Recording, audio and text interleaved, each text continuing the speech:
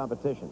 Commenting with me will be former World Olympic champion Peggy Fleming. Of course, you never skated pairs, but through the years, you've seen the very best from the Protopopovs right on down the line, and we have some terrific pairs here. We certainly do. We are going to see the exciting Tai Babilonia and Randy Gardner.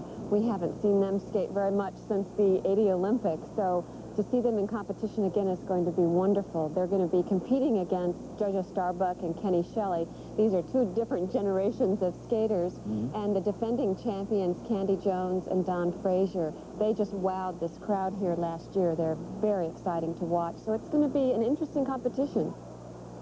Well, by the luck of the draw, the first skaters we'll see will be Tai Babilonia and Randy Gardner, remembered so well from their disappointment, their heartbreak in Lake Placid 4 years ago. The pair's short program provided one of the most dramatic and the single most heartbreaking moment of the Lake Placid Games 4 years ago. It was in the warm-up session. The principals were Tai Babilonia and Randy Gardner. What should have been a routine loosening up became high drama. There had been a rumor that Randy was injured, but the first lift looked okay. However, the rumor was confirmed right here, when Randy fell. We later found out that he had arrived in Lake Placid with the pulled muscle, and just 2 days before, he not only re-injured it, he pulled another muscle too. He was left with a tough decision, to get a shot of xylocaine or to skate with pain. The last thing I was going to do was get the shot. And because I wanted to try to do it with the pain, but I couldn't. So the last resort was doing the shot.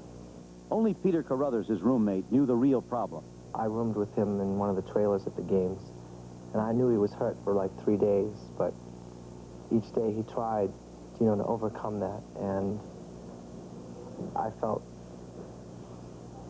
that he was to be commended for that effort on its own, because there's just a handful of people that will, you know, go through that agony of pain which he was in. He would, you know, be in his bed in the morning, and he'd just sit there and go, God, I can barely get out of bed, it hurts so much. But he'd go and he'd do it, and that's pretty incredible. Xylocaine masked the pain, but it wasn't the answer. Watch this fall closely, because it's not a normal fall. His legs were numb and simply couldn't hold him. They buckled underneath him. It deadened just a little bit of my leg, but just enough where I really couldn't, things weren't balanced right. Just that little bit of numbness threw me off. So Peter Carruthers knew the seriousness of the situation, but Tai had been left in the dark. She only found out with the rest of the world that Randy might not make it. I didn't know how bad it was. They he and Mr. Nix kept it sort of quiet, because I guess they didn't want me to panic, or, I mean, there was enough pressure already, and then to find out that he was injured. So they kept it pretty quiet, and I didn't know really how bad it was until the warm-up in a pair, and especially with Randy and I, when we're skating, it's Randy who always takes the lead. And that night, I was pulling him around, and I was in the lead, and I knew that's wrong. So, and I knew that he was hurt. When I started pulling him around, it didn't feel right. I remember just standing on the railing and looking out. I caught my mom, and I caught her eye. It's like, I don't know what's happening. So, it was like a nightmare. Well, the nightmare continued. They left the warm-up session in total confusion, not really sure where to go, who to talk to, or what to do. But when it was their turn to skate, they returned to the ice, determined to try one last time. The crowd knew that something was wrong, but they didn't know what. Would they still try to skate? Was there any hope? Well, Randy took to the ice once again, the crowd urging him on. As he began to move, though, there was total silence. It was quiet, and you could hear a pin drop in there when I was warming up. It was just like this a low hum. In the silence, and with all eyes on him, Randy tried to jump once more. But he fell again, and it was all over. He was hopeless. He couldn't do anything. Everything just went right out of me. My brain was just... So many things are going around in my brain.